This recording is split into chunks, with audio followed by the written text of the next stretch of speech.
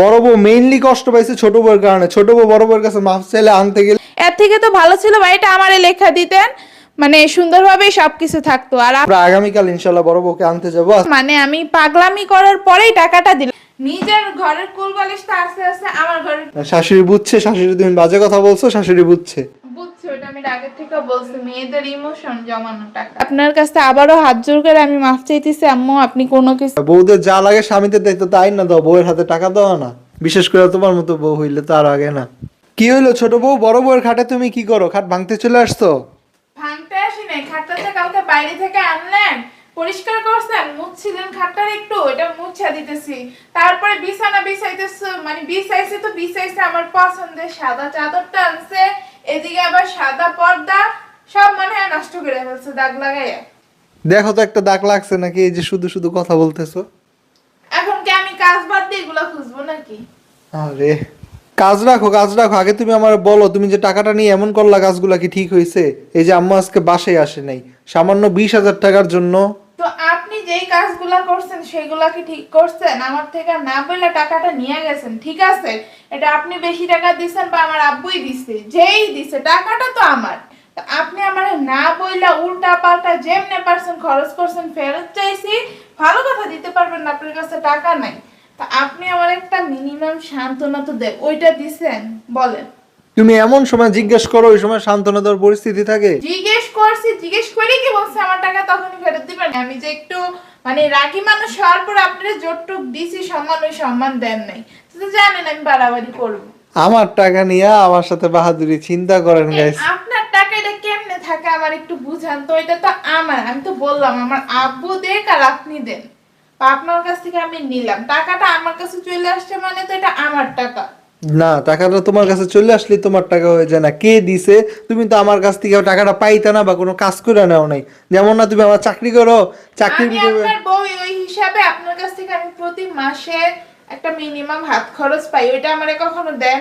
কে বউ হিসেবে হাত খরচ পায়? বউদের যা লাগে স্বামীদের দায়িত্ব তাই না দাও, বউয়ের হাতে টাকা দেওয়া না, বিশেষ করে তোমার মতো বউ হইলে তো আর আগে না।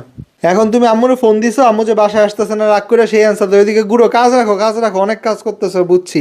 তুমি আগে বলো, তুমি আম্মুরে ফোন দিছো আম্মু যে বাসায় আসতেছে না? কেন দাও নাই? তোমার কথা ছিল আম্মুর পায়ে ধরা মাপ চেবে। যাই হোক গাইস, পায়ে ধরা আম্মু বাসায় আসবে। বাসায় আসবে না তো? আমি তোমার সকালেই বললাম যে আম্মু বাসায় আসবে না, আর ক্লিনিকেও যাইতে না করছে, উল্টা আমার সাথে আরো বকাবকি করছে। ছোট বউকে কেন বলছো তুমি পা ধরে মাফ চাইতে হবে? তোমারে বকছি দেখা তোমার শাশুড়ি আমারে বকে। চিন্তা করো কি ভালো। শাশুড়ি বুঝছে, শাশুড়ি বুঝছে, শাশুড়ি তুমি বাজে কথা বলছো, শাশুড়ি বুঝছে।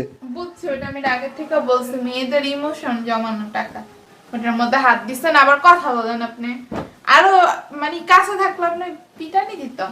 সাহস কত বড় ওর গাইস। আচ্ছা যাই হোক, তোমার Guys, টাকা দেখেন জামাই কাজটা করছে কি, নিজের ঘরের কুলবালিশটা আস্তে আস্তে আমার ঘরের কুলবালিশটাও নিয়ে আসছে, আমারে কুলবালিশ নিতে দেয় না।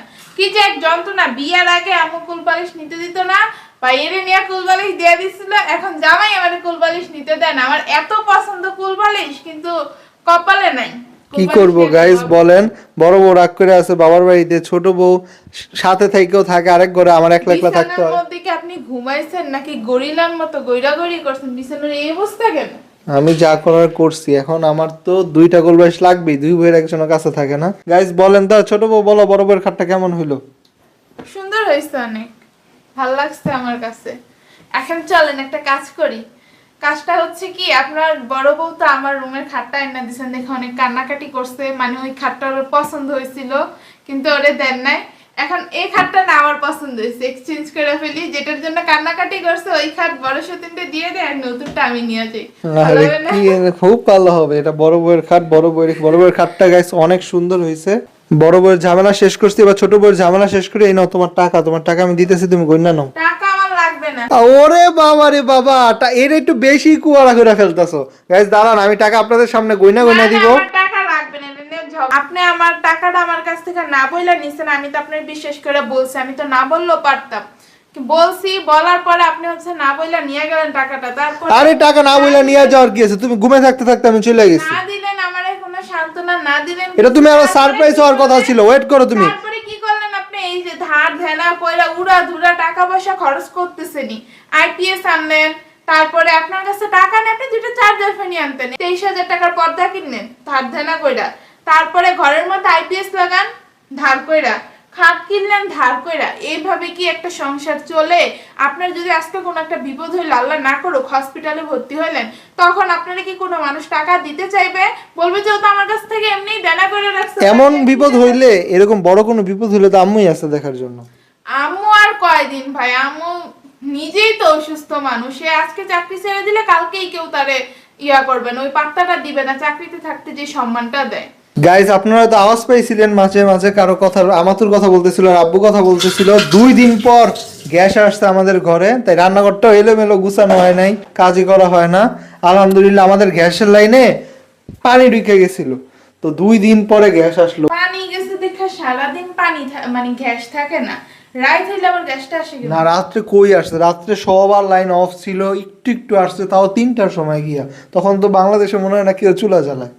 পানি ঢুকলো কেমনে এটাই তো আমি বুঝতেছি না, গ্যাসের পাইপে পানি ঢুকে কেমনে, কিভাবে ঢুকছে এটাকে আমি জানি, এত কথা বলার সুযোগ পাইছি। আচ্ছা আসো, তোমার টাকা দিয়ে গ্যাস আসছে আলহামদুলিল্লাহ। আমি যে পানি বসাইতে বলছে পাতিলে। তো গাইস এই তো ছোট বড় টাকা নিয়ে আসছি না, গণা শুরু করো কয় টাকা আছে ধরো। আমার টাকা লাগবে না বলছি। আচ্ছা বাবা আমি তোমারটা গয়না দিই, তুমি মোবাইল ধরো ধরো, পরে তুমি বলবা তোমার সামনে এসে দেখো।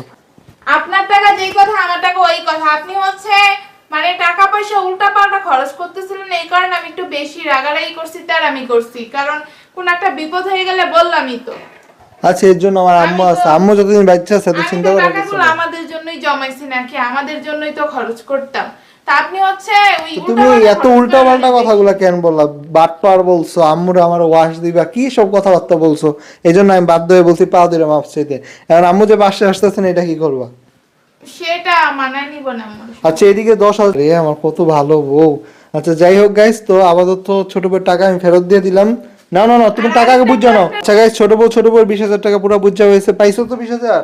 হ্যাঁ পাওয়ার পরে এখন আমার অনেক ঘুম পাইতেছে শান্তিতে। এই না গাইস ওর টাকা লাগবে না, ও কত বড় বাটপার। আচ্ছা যাই হোক, এটা আমি মজা করছি, মানুষ বুঝে। আচ্ছা তুমি সবকিছু মজাই করো। এখন বলো আমাদেরকে, আমার মারে বাটপার বলছো, আমারে বলছো, আম্মুরে বলো না, যদি আমারে বাটপার বলছো, আম্মুরে নাকি ওয়াশ দিবা, এইসব কথা বলছো, এগুলো মজা? ওইগুলা তো আমি আপনারে বলছি, আপনি আমার জামাই, আমি যা ইচ্ছা তা বলতে পারি রাগের মাথায় আপনারে। আপনার ওইগুলা সহ্য করতে না পারলে বিয়ে করছেন কেন? বিয়ে তো করছেন 2টা বিয়ে করছেন। আরো 2টা করবো ইনশাল্লাহ, এমন যন্ত্রণা আর ভালো লাগতেছে না।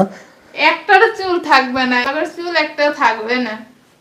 গাইস ভয় পেন না, তোমার দিয়ে আনামন বেশি করলে পরে। গাইস এবার দেখেন, এই যে আমার বড় বড় কম্পিউটারের চেয়ার কিনি নেই কেন, এই প্রশ্নটা আপনারা অনেকেই করছেন। আসলে দেখেন এদিকে চেয়ার রাখার কোনো জায়গাই নেই, চেয়ারটা যদি রাখতে যাই, এখন দেখেন বড় বউ কত শান্তিতে কম্পিউটার চালাতে পারবে, যে খাটে বসে কম্পিউটার ইউজ করবে। যদি চেয়ার রাখতে যাই, রাখতে হবে এই জায়গায়, মানে কম্পিউটার টেবিলের দিকে এনে একটা চেয়ার কিনে দিতে হবে, তখন জানালাটা ক্লোজ হয়ে যাবে, রুমে আর তেমন কোনো জায়গাই নেই। আর আব্দুর রহমান এখন এই জায়গাটা বসে একটু খেলাধুলা করতে পারে, সবকিছু মিলে আমি চেয়ারটা কিনি নেই। চেয়ারের যদি এত প্রয়োজন হয় বড় বউয়ের, তো আমি অবশ্যই কিনে দিব, যখনও 15 থেকে 20 ঘন্টা কম্পিউটারে কাজ করবে, 3-4 ঘন্টা কাজের জন্য লাগে না। তো ঢেলান দিতে গেলে যে খাটের পিছনে ঢেলান দেওয়া যায়, খাটের এই পাশে ঢেলান দেওয়া যায়, অনেক জায়গায় ঢেলান দিতে পারবে, তো দরকার নেই জিনিসটা, এই জন্য আমি কিনি নাই। এই যে দেখেন পিছনের দিকে দেয়াল, পিছন দিয়ে কম্পিউটারটা পড়বে না, সাইড দিয়েও পড়বে না, কি সুন্দর একটা জায়গা, খাটে বসে আরাম ইউজ করতে পারে। মানুষজনের তো এরকম ব্যবস্থা থাকে না, এই জন্য মানুষ চেয়ার কিনে। বড় বউ মেইনলি কষ্ট পাইছে ছোট বউয়ের কারণে। ছোট বউ বড় বউয়ের কাছে মাফ চাইলে আনতে গেলে ইনশাল্লাহ সব ঠিক হয়ে যাবে। তো আমরা আগামীকাল ইনশাল্লাহ বড় বউকে আনতে যাবো। যাই হোক গাইস, জামাই অবশেষে টাকাটা আমারে দিছে, মানে আমি পাগলামি করার পরেই টাকাটা দিলাম। আমি বলছি না পাগলামি ছাড়া কখনো কোনো কিছু তাদের থেকে আদায় করা যায় না। যতই পাগলামি করছি যাই করছি, শাশুড়ির সাথে যেটা করছি সেটা আসলে ঠিক হয় নাই, আর আমি আম্মুকে বলিও নাই। আমি হচ্ছে জামের কথা বলতে গিয়ে মনে করেন যে আম্মুর সাথে তো কয়দিন আগে আমার অনেক মানে কথা কাটাকাটি গেছে, ঝামেলা গেছে, মুখ ফসকে আম্মুর কথাটাও বাইরে হয়ে গেছে। মেইনলি আমি বলছি জামাইরেই, মানে আম্মুর কথা বললো, দেখা গেছে কি 1-2 জায়গায় বললে কিন্তু আমি থাইমে গেছি শাশুড়ির কথা। তো জামাই হচ্ছে এগুলো নিয়ে আমার সাথে অনেক বেশি রাগারাগি করছে, কইরা বলছে যে আম্মুর পা ধরে নাকি মাফ চাইতে হবে। তো আমি বলছি যে আমার পা ধরে মাফ চাইতে সমস্যা নাই, যদি সে জোরাজুরি করে। যদিও পা ধরে মাফ চাওয়া আমাদের ইসলামে জায়েজ নাই, কারণ পা ধরে মাফ চাওয়াটা এক ধরনের শিরকি গুনার মতো, ওই যে মানুষের কাছে মাথা নতর মতো হয়ে যায়। তো আল্লাহ ছাড়া তার কারোর সামনে আমাদের মুসলিমদের মাথা নত করা জায়েজ নাই, ওইটা হারাম। আর আল্লাহ সব কিছু মাফ করলেও শিরকের গুনাহ কোনো দিনও মাফ করবে না। এই গুনাহ মানে যাই হোক, আল্লাহর সাথে অন্য কারো সমতুল্য হয়ে যায় কেন বা মাফ করবে, যে সৃষ্টি করছে এত কিছু করছে। সেদিকে আর না গেলাম। তো আম্মুর কাছে আমি ক্ষমা চাইতেছি একদম মন থেকে। আমার খুবই খারাপ লাগছে মুখ ফসকে কথাটা বাইর হয়ে যাওয়ার পরেও, যে আম্মু হচ্ছে কষ্ট পাইয়া আজকে বাসায় আসে নাই। তো আম্মুরে বলবো যে আম্মু আমি আপনার কাছে মানে আন্তরিকভাবে অনেক অনেক দুঃখিত, আমি ক্ষমা চাই। আপনারা আমি কথাটা বলতে চাই নাই, মুখ ফসকায় বের হয়ে গেছে আপনার ছেলের সাথে রাগ দেখাইতে দেখাইতে। তো যাই হোক আমারে মাফ করে দিবেন, আর আপনি আপনার বাসায় ফিরে আসেন। দেখেন কয়েকদিন আগে আমাদের মধ্যে কত ঝামেলা হইলো বাড়ি নিয়ে, আমারে বাড়ি লেখা দেন আপনি দিবেন না, এখন সেই বাড়িতে আপনি নিজেই থাকেন না, আমার নামেও বাড়ি লেখা দেন না, আবার নিজেও বাড়িতে শান্তিতে এসে থাকতেছেন না। তো লাভটা কি বলেন? সবশেষে এটাই বলবো, আপনার যদি সমস্যাও হয়ে যায় আপনি হচ্ছে একটা চাকরি ছাইড়া দেন আর একটা করেন, যদি এত চাকরি করতে ইচ্ছা করে তাও ভালোভাবে শান্তিভাবে থাকেন। আপনি এত কষ্ট করে বাড়ি করছেন, শাশুড়ি বাড়িতে জায়গা দেয় নাই, সেই অপমানের বদলা নেওয়ার জন্য মানে তিল তিল করে এই 3 তলা বাড়িটা করলেন, এখন নিজের বাড়িতে এসে নিজেই থাকেন না। বিষয়টা কেমন একটা হাস্যকর হয়ে যায় না? এর থেকে তো ভালো ছিল বাড়িটা আমারে লেখা দিতেন, মানে সুন্দরভাবেই সবকিছু থাকতো। আর আপনার ছেলের আসলে কোনো মানে ঠিক ঠিকানা নাই, আজকে আমার সাথে সুন্দরভাবে হাইসা খেললা কথা বলতেছে, কালকে দেখবেন যে আপনার ছেলে আবার আমার সাথে আরেকটা বিষয় নিয়ে রাগারাগি শুরু করে দিছে, ঝগড়া শুরু করে দিছে। এই বাড়িতে মানে শুধু এই বাড়ি না, আমার বাবার বাড়ির হিসাবও যদি করি, সবাই মিললে একমাত্র আপনিই আছেন একজন মানুষ যে আমারে মানে মন থেকে অনেক অনেক বেশি ভালোবাসেন, প্রত্যেকটা জিনিসে মানে সাপোর্ট করেন। আজ পর্যন্ত কোনো জিনিসে আপনি আমার কষ্ট দেন নাই। ওই যত ঝামেলা লাগাইছি না ঘুরে ফিরে আমি হচ্ছে আমার কথার কারণে আপনার সাথে আমার গ্যাঞ্জাম লাগছে, কিন্তু তারপরও আপনি আমারে কিছু বলেন নাই, সবসময় সবকিছু বুঝছেন, মানাই নিছেন, পরে আমাদের মধ্যে সবকিছু ঠিক হয়ে গেছে আলহামদুলিল্লাহ। তো এবারে ঝামেলাটাও ঠিকঠাক হয়ে যাক, আপনি বাড়িতে আসেন, আপনার বাড়িতে আসেনি আমার কোনো সমস্যা নেই। তো যাই হোক, নিজের বাড়িতে নিজে আসতেছেন, এটা কোনোভাবে মাইনা নেওয়া যায় না। তো আজকের ব্লগটা এখানে শেষ করতেছি, আপনার কাছে আবারও হাত জোর করে আমি মাফ চাইতেছি আম্মু, আপনি কোনো কিছু মনে করেন না, মনে কোনো দাবি রেখেন না, আপনি বাসায় চলে আসেন, আপনার সব পছন্দের খাবার আমি কালকে আপনারা খাওয়াবো, তাড়াতাড়ি চলে আসেন।